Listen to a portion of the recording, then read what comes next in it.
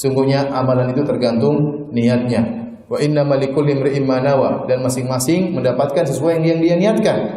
Ya, dan ini hadis sangat agung, perlu bagi kita untuk mindset bagaimana amalan kita sehari-hari.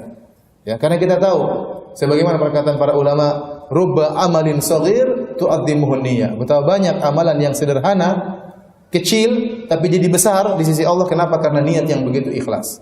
Wa rubba amalin kabir, dan betapa banyak amalan yang besar tusaghiruhu niyyah. Jadi kecil di sisi Allah. Kenapa? Karena niatnya enggak beres. Maka kita harus berhati-hati masalah ini. Kita perhatian masalah niat agar kita diberkahi oleh Allah Subhanahu wa taala dan agar amal saleh kita diterima oleh Allah Subhanahu wa taala. Secara sederhana hadis ini bercerita tentang suatu amalan yang besar. Amalan besar tersebut adalah hijrah. Hijrah itu luar biasa. Hijrah itu amalan yang sangat luar biasa. Oleh karenanya para sahabat digelari dengan muhajirin, orang-orang yang berhijrah. Kenapa? Karena mereka meninggalkan negeri mereka, meninggalkan harta mereka, meninggalkan keluarga mereka untuk mencari keridhaan Allah Subhanahu wa taala. Allah puji mereka dalam banyak ayat. Allah janjikan surga bagi mereka. Ya, hijrah adalah amalan yang luar biasa. Tetapi meskipun amalan ini sangat luar biasa, ternyata Nabi jelaskan tidak semuanya tulus dalam melaksanakan hijrah. Ya, kata Nabi, "Faman kanat hijratuhu ila Allah wa rasulih." Barang siapa yang hijrahnya kepada Allah dan Rasulnya, fa hijratuhu ila Allah wa rasulih, maka hijrahnya dia dapat pahala karena Allah dan Rasulnya. Kemungkinan kedua, bukan karena Allah. Wa man kanat hijratuhu lidunya yusibuha. Barang siapa yang berhijrah hanya mencari dunia, aw imra'atin yankihuha, atau karena ingin menikahi seorang wanita, fa hijratu ila ma hajara ilaih, maka hijrahnya sesuai dengan niatnya. Dia ingin mencari dunia, Allah kasih dunia, tetapi surga tidak dia dapatkan, akhirat tidak dia dapatkan. Ya. Baik, hadirin dan hadirat yang dirahmati oleh Allah Subhanahu wa taala, di waktu yang singkat ini saya ingin menjelaskan tentang fungsi niat secara sederhana.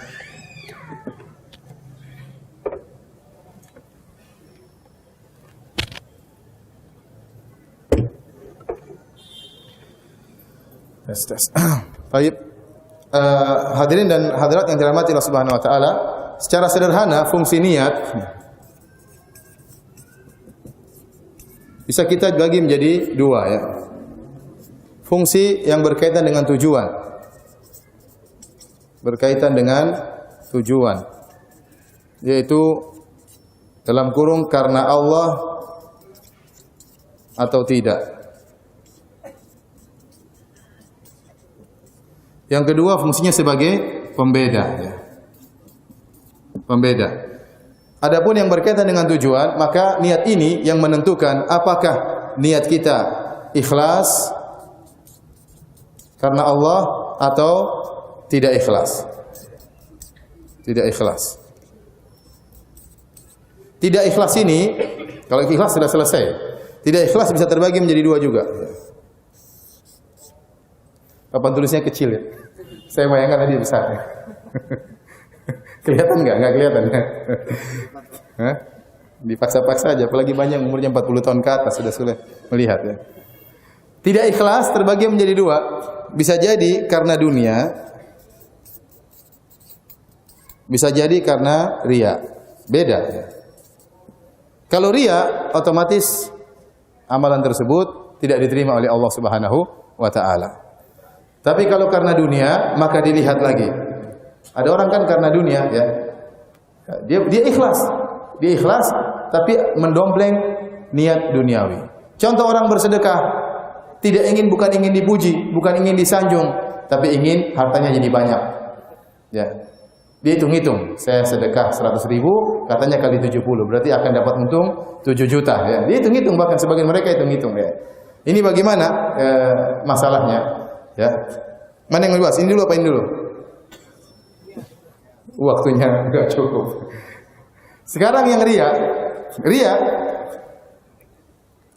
belum yang sini, ya. Selesai jam berapa?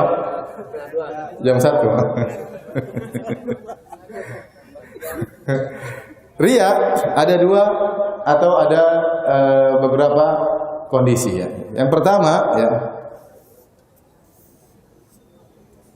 ya. Sejak awal riya, maka ini, ya, tidak diterima amalannya. Yang kedua, riyaknya di tengah-tengah. Yang kedua, riyaknya di tengah-tengah. Yang ketiga, riyaknya belakangan.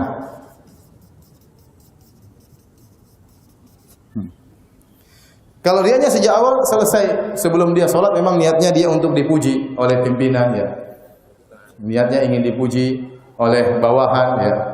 Dan macam-macam. Dia mau umroh, niatnya agar dipuji untuk pencitraan dan yang lainnya. Mentang-mentang mau musim pilkada, kemudian dia umroh, dia haji, bawa tim semuanya, kemudian pencitraan. Sejak awal memang niatnya ingin dipuji. Maka sejak awal niatnya itu sudah ditolak, amalannya ditolak oleh Allah, tidak diterima. Yang jadi masalah muncul riya di tengah-tengah. Dia waktu awal umrah ikhlas karena Allah Subhanahu wa taala, ingin diterima taubatnya, ingin dihapuskan dosa-dosanya. Tahu-tahu banyak orang datang foto-foto, syuting-syuting. Mulai timbul apa? Riya di tengah-tengah. Ini bagaimana? Atau contohnya seorang salat, dia biasanya salat, kalau salat maghrib biasanya rakaat pertama qul huwallahu ahad, rakaat kedua qul a'udzu birabbil falaq. Suatu hari dia salat, tahu-tahu ada orang terlambat datang kemudian berdeheng. Oh, dia tahu itu pimpinan perusahaan. Akhirnya dia rubah bacaannya, rakaat pertama Al-Baqarah, rakaat kedua Ali Imran ya. Jadi riyaknya di tengah-tengah, riyaknya di tengah-tengah. Awalnya ikhlas. Nah, kalau riya di tengah-tengah, ini ada beberapa kemungkinan lagi. Masih kebaca? Masih. Yang pertama,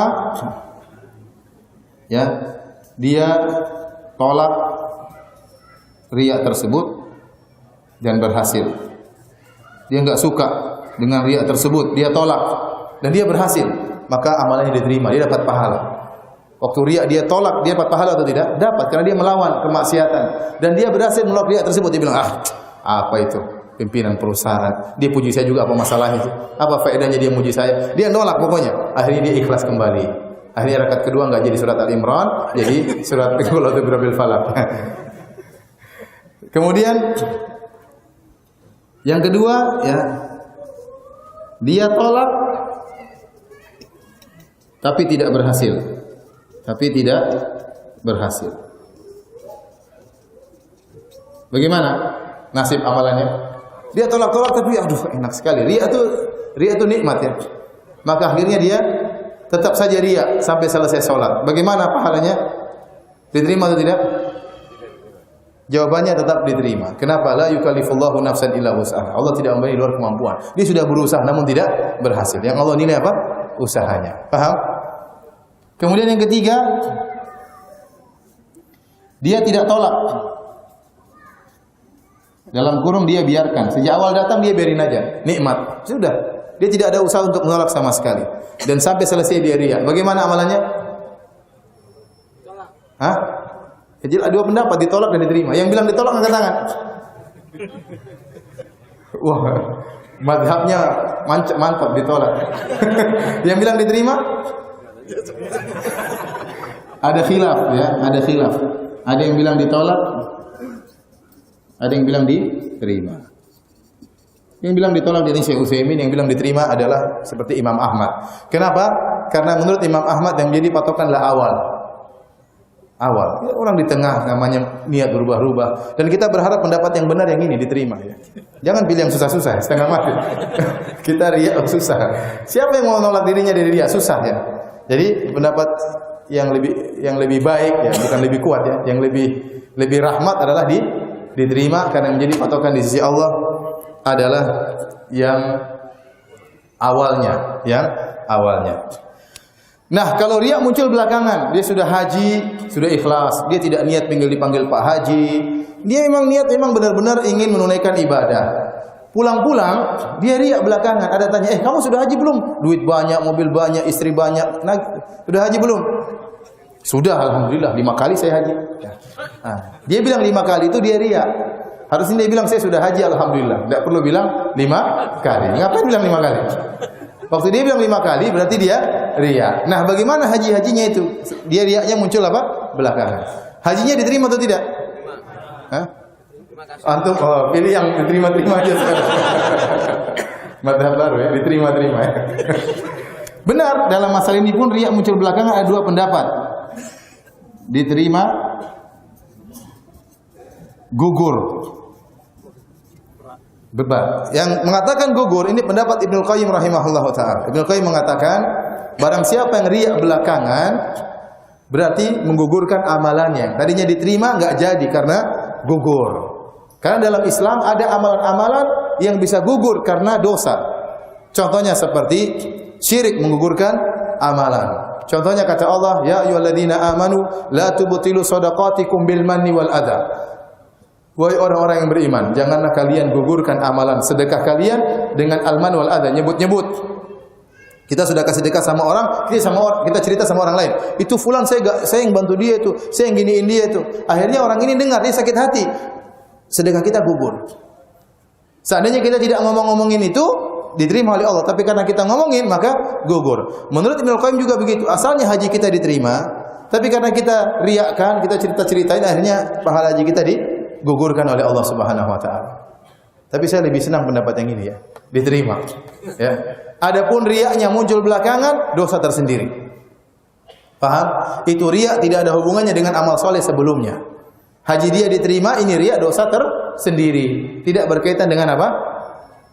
Dengan ibadah yang sudah dia lakukan. Ya, setuju yang ini? Setuju. Mudah-mudahan ini yang benar ya. Tapi Ibnu Qayyim dalilnya kuat ya. Baik. Kita lanjutkan. Sekarang kalau karena dunia, sekarang dia tidak ikhlas atau tercampur, bukan tidak ikhlas ya, tapi tercampur dengan niat selain Allah Subhanahu wa taala. Kalau karena riya sudah kita bahas tadi. Tapi kalau karena niatnya karena dunia dan dia ikhlas. Jadi maksudnya karena dunia ini dia dompleng. Dia domplengkan niatnya tadi. Sedekah supaya duitnya banyak, paham? Kemudian sedekah supaya sembuh penyakit. Ya, kemudian dan yang lainnya. Yang penting bukan mencari pujian atau mencari sanjungan. Maka pendapat yang benar, selama niat dunia tersebut bukan mendominasi, maka amalnya tetap diterima. Selama niat dunia tersebut bukan mendominasi, maka amalnya diterima oleh Allah Subhanahu wa taala. Contoh seorang muadzin, ya, dia tahu kalau jadi muadzin atau jadi imam atau jadi ustaz dikasih gaji, ya. Tapi gaji tersebut bukan tujuan dia yang utama. Ya, tujuan dia adalah berdakwah, tujuan dia adalah memanggil orang untuk salat, dan dia dikasih gaji untuk menyambung hidupnya. Selama niatnya bukan dunia yang mendominasi, maka amal solehnya tetap diterima. Ustaz, bolehkah seorang bersedekah supaya menyembuhkan penyakit? Jawabannya boleh.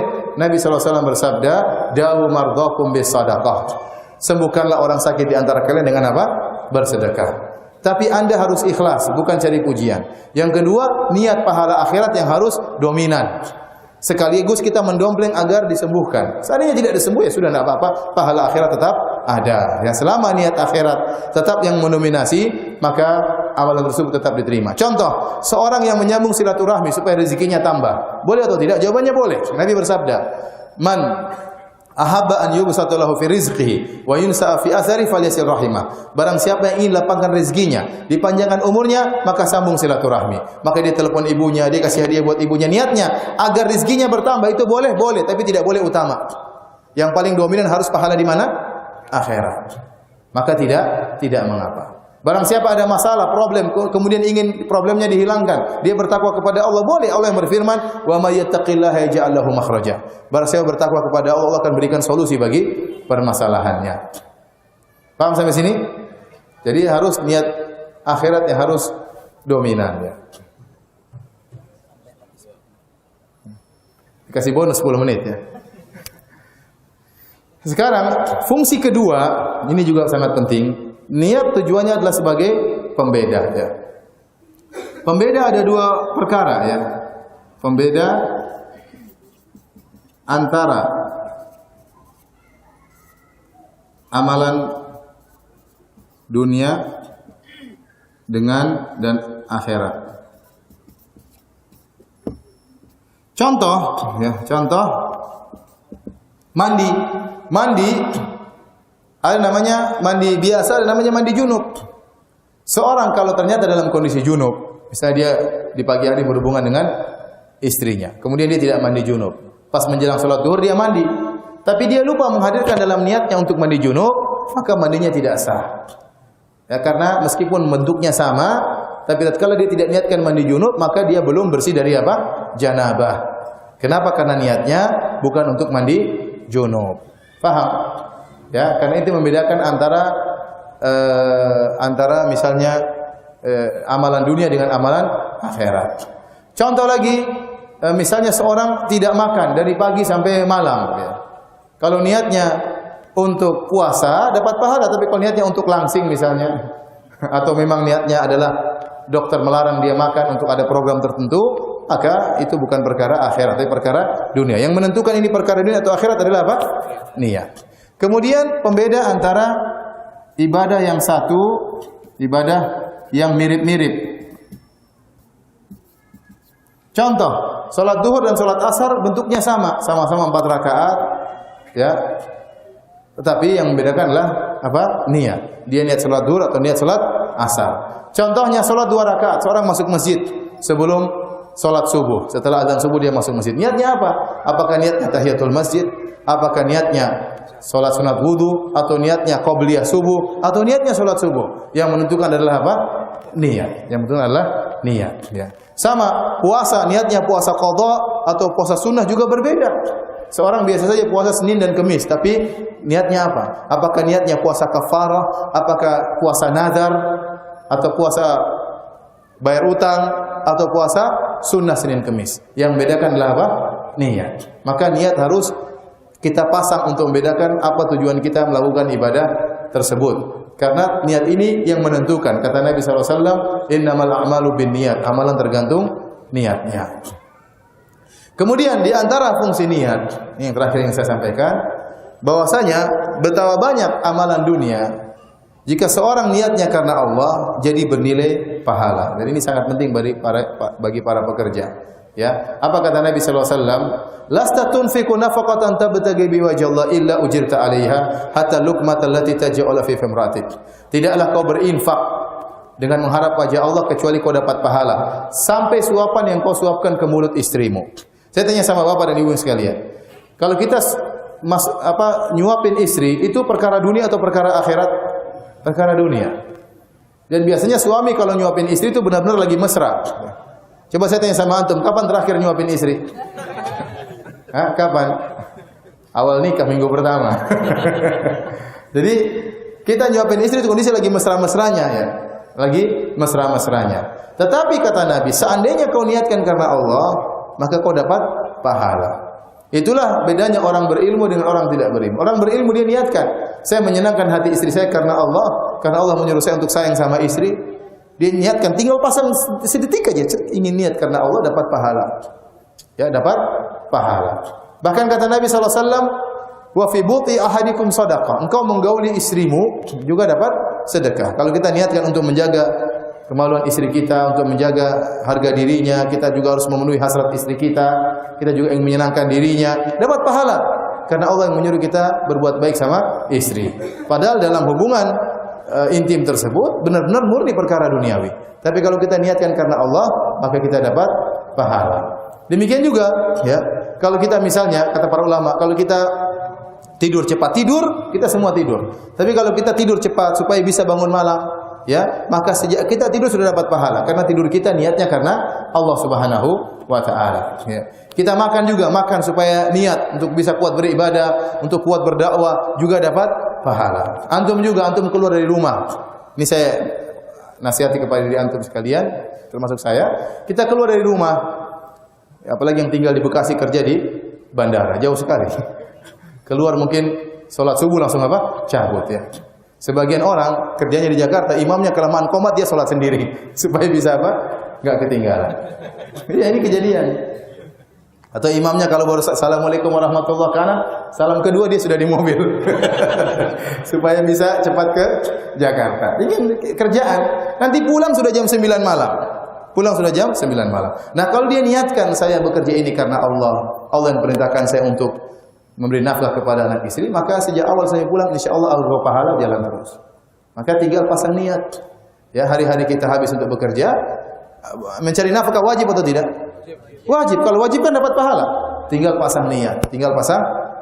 Kalau kita niatkan karena Allah, maka dapat pahala. Kalau tidak, maka seperti kegiatan biasa saja, tidak ada pahalanya dan tidak ada dosanya.